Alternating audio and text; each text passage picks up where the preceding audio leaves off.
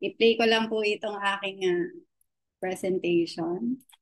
Okay, sige. So, just to share with you ang aking kwento. Okay? All right. Sis Jack, kita na? Pa-yes lang ako? Apo, Thank yes. you so much. Okay, sige. So again, perfect morning everyone. I'm Coach Tin and taking the products for 10 years already. O, di ba? Isang dekada na. Ang saya-saya. Bali, mag-11 na pala, no? Kasi 2025 na ngayon, no? Dating lifestyle, hindi ko gusto dun sa mga nagaganap nung unang panahon, no? Nung hindi ko pa nakikilala ang Herbalife.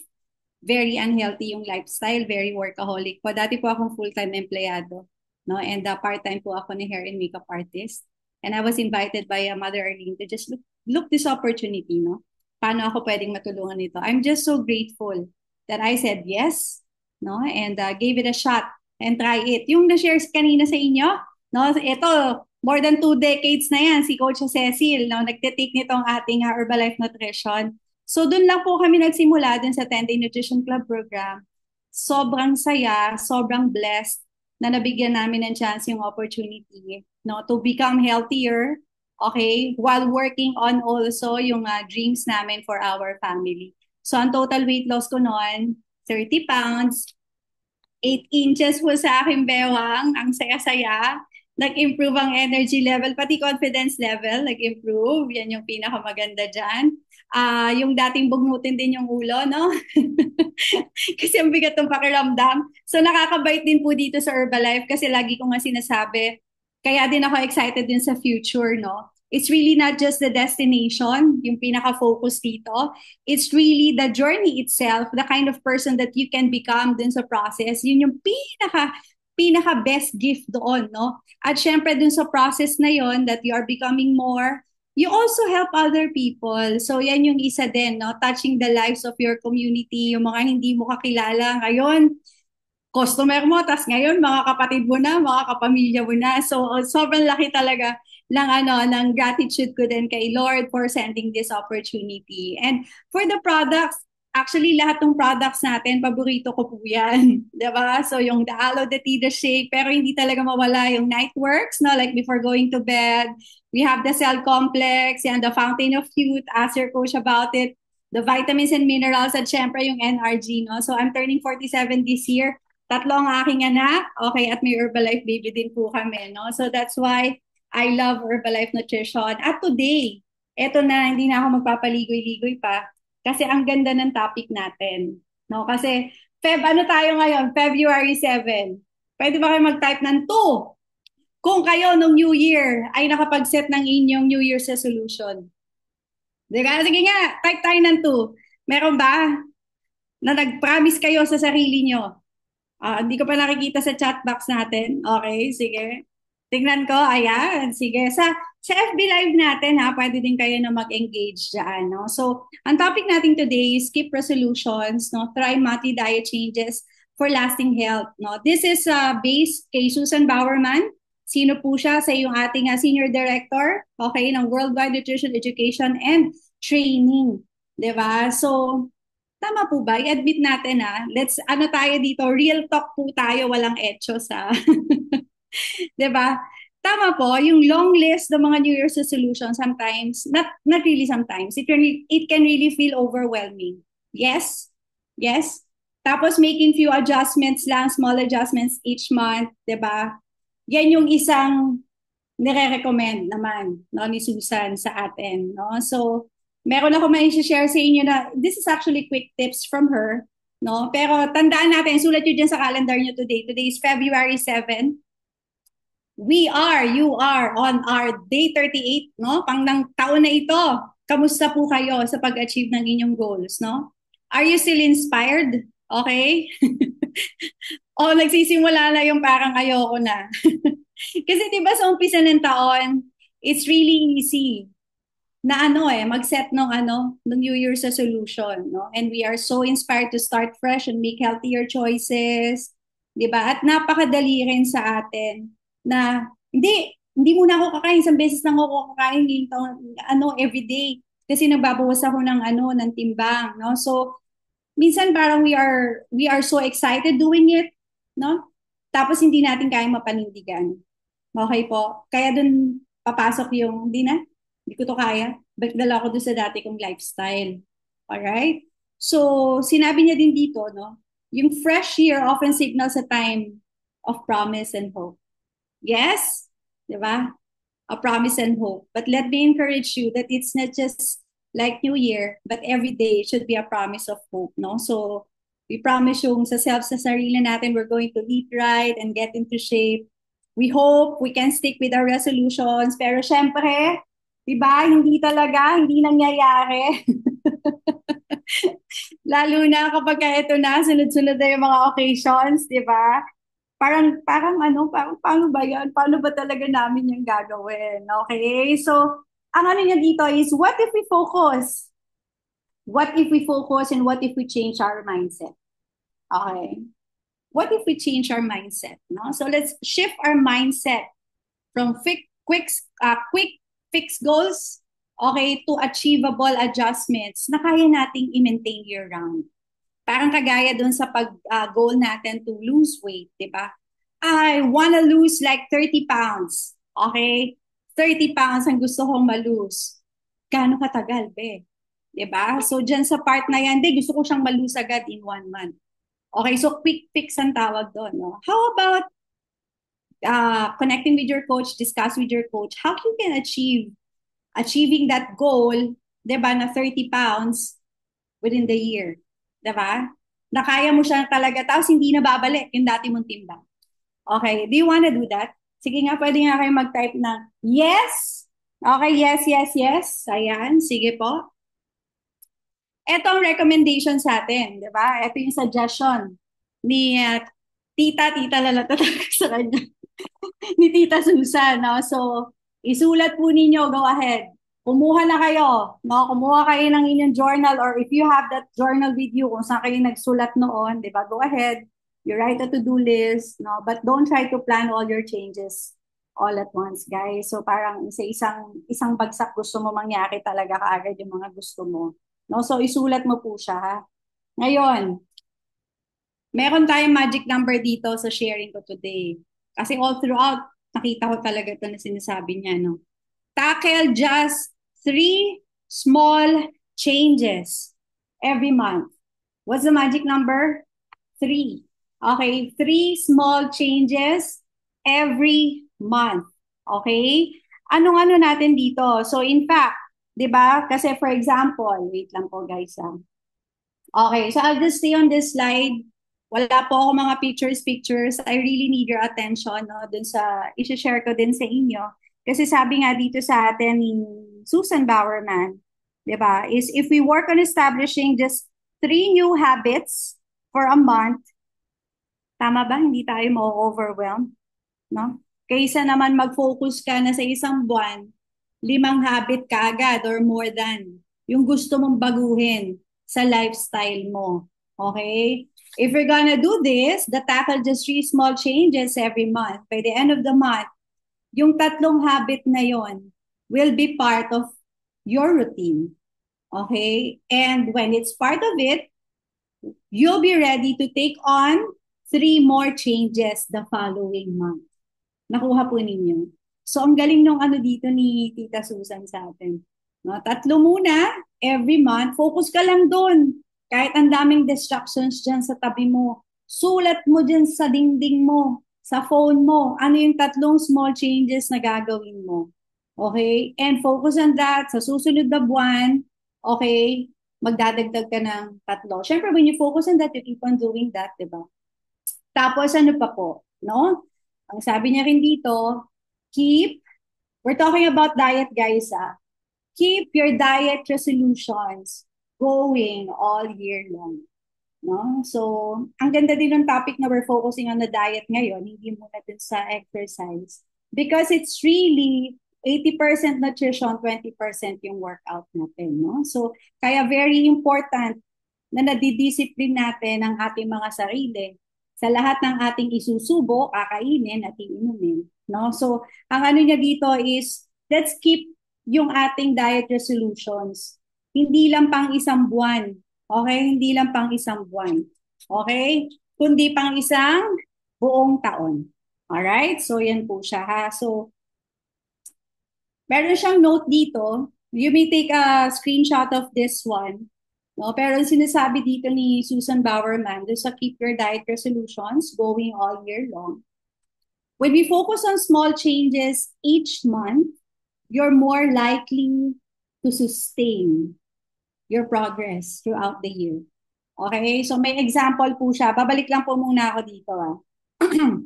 Example, gusto mo mag-start na 3 changes sa iyong diet para makapag-cut ka ng around 100 calories per day. Okay? Kasi syempre, di ba, as you know, yung katawan natin, meron lang yung capacity. Okay?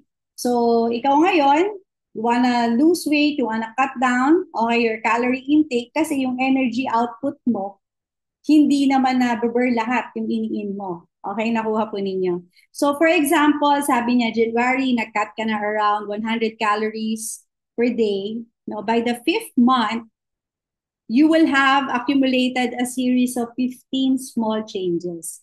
Bakit? Tatlo per month, 3 times 5. Tama po? So 15 small changes na yun, guys. No? And you'll have accumulated a series, ano na yun ha? Nag-accumulate na tayo nung what do you call this, 15 small changes na pwede makapag-save up ng ng 500 calories a day sa atin. So, hindi siya very overwhelming or yung sinasabi natin, ba't ganun na-deprive ako, yung parang feeling mo, nagkaroon ka lang starvation mode ka agad, no? Pagdating dun sa diet, no? Ang ganda ng topic talaga today, yan. Ayan, so, you just think about yung difference na yon, no? That this could make to your well-being by the end of the year. Okay, ngayon, etong next natin, take a picture of this. This is your assignment. Okay, this is one of your homework today. And please discuss this with your coach. I would highly recommend that. Ask yourself kung ano ba yung small improvements you want to make first. Okay, so we're talking about diet. Ano ba gusto mo? Gusto mo muna ba na mag-add ng more fruits and vegetables sa pagkain mo?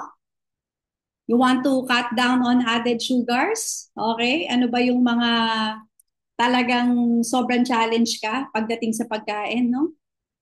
You want to work on portion control or mindful eating, all right? Or incorporate more protein, okay? Sa iyong sa iyong meals and snacks, okay? Guys, picture niyo to ha, this is very important.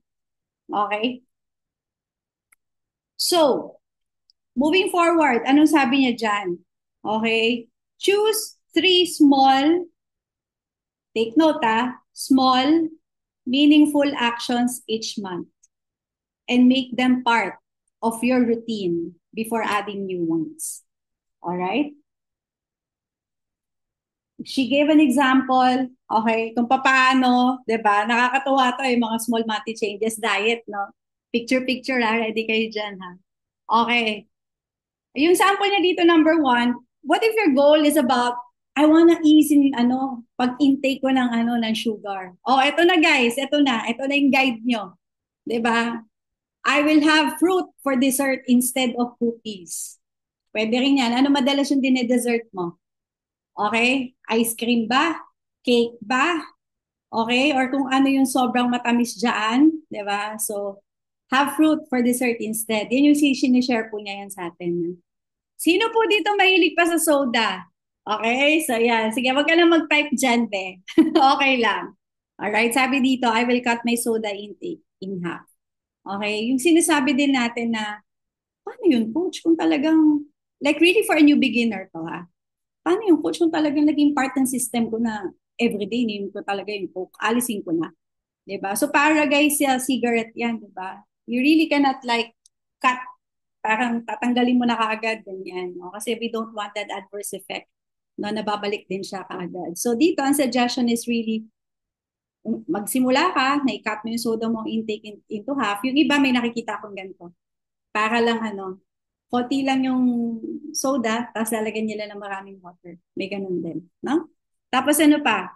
I will switch from pre-sweetened yogurt, so, di ba, to plain yogurt. Okay po? So, plain is the best. So, yan po yan, ha? Please take note of that. Okay, na-picture ka na ba? Okay, next naman po tayo. Naku, ito na. Sino dito yung merong savory na craving, no? Yung mga mahilig din sa mga patataba, mga fatty foods. Okay? So, ito yung suggestion sa atin ni Tita Susan. Okay? I will swap chips or fries with a side salad for lunch instead. Oh, di ba? So, instead na bumili kayo ng mga kung ano-anong fries dyan or yung mga snacks ninyo, no, na nandyan sa inyong bahay, no, or kung nasa labas ka man, look for side salad instead. Okay? Next po, I will switch my usual high-fat snacks with nutritious, protein-rich snacks, no? So, yung mga high-fat, ano ba yung mga high-fat na mga example natin na yan? Diba? Actually, yung mga cakes, diba? Kasama pa rin yan. Hindi ko sinasabing, pag fatty, maalat. Hindi, ah. Diba? Pwede din talaga na matamis yan, no? Dahil mataas yung fat content niya. Okay? So, with nutritious protein snacks, yun yung kapalit. Diba? So, you're already here at Herbalife Nutrition. So, alam niyo na yung mga shakes natin, these are protein-rich meal replacement. Diba? Tapos ano pa?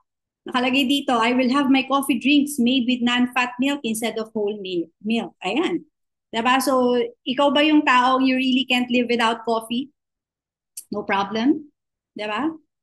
Pero, kung latte ka, palitan mo yung latte mo ng non-fat kaysa mag-whole milk ka or mag-full cream milk ka pa. Okay? So, palitan mo po siya ng non-fat na milk. Alright. Sige po. Are you learning so far? Ayan. Sige nga, type nga kayo ng 3 dyan if you're learning so far.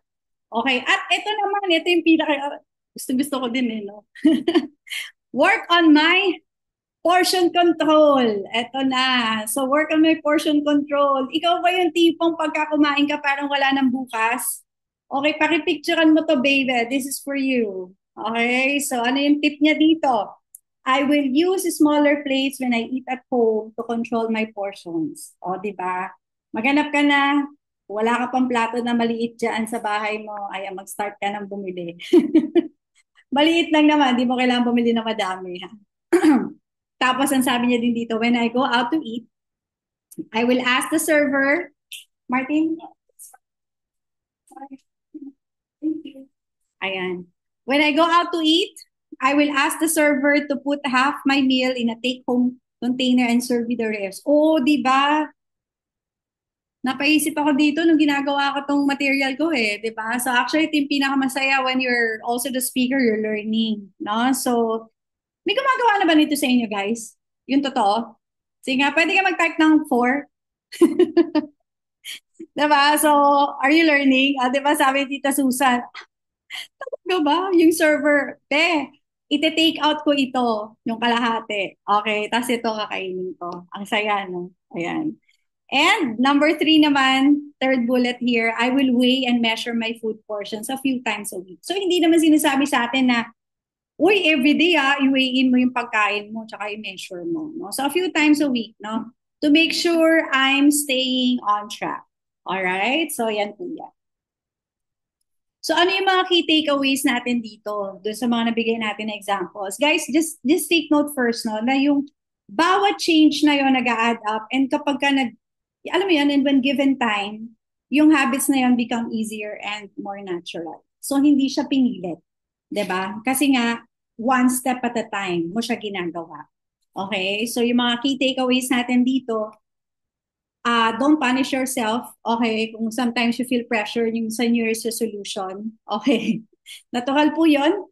Alright? We're human being. No, but remember, a healthy lifestyle isn't just for January.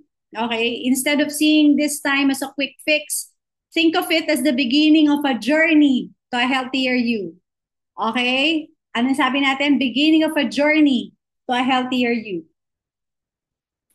Focus on habits that make you feel good and fit into your long term, not just for a few weeks. So, again, ang isang challenge din natin, ato based on observation, is, alam mo yung comparison?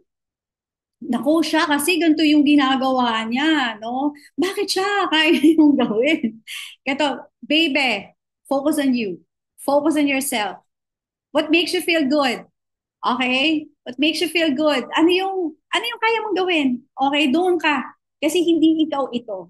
Okay? So, tapos ano yung sinasabi niya dito? long term, di ba? Long term. Hindi lang yung, okay, first week, tapos wala na. Okay? And then another key takeaway here, small, consistent actions build a healthier foundation over time. No? So making your goals feel more realistic and empowering. I think yan yung isa sa pinaka ano dito, the best eh, no? Ano, realistic and empowering, no? Yung pag-achieve mo ng goals mo, ha? All right. So, ang question ko sa inyo ngayon, okay, this is our day 38.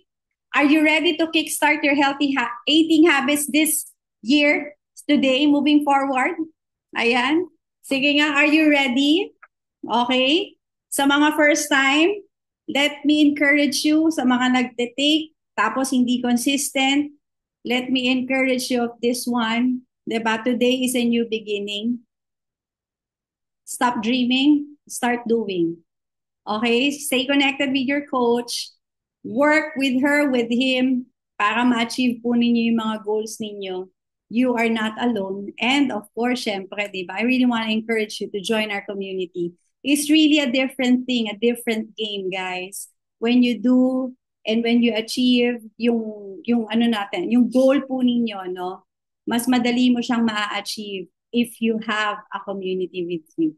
Okay, yan ang magiging cheerleader mo at talaga magiging strong support mo system that you can have. Okay, so yeah. So with that being said, I'm done. Thank you so much, Coach Je. Coach Jessie. Eh, Back to you po. Thank you, ah, thank you. grabe naman ang topic natin today. Sobra talaga nakaka-encourage talaga at grabe parang tinatamaan ako sa lahat ng sinabi mo, coach. So hindi lang tayo basta iinom ng produkto, aayusin po natin. Maraming maraming salamat. So thank you po Coach Tin Herrera. So we may say thank you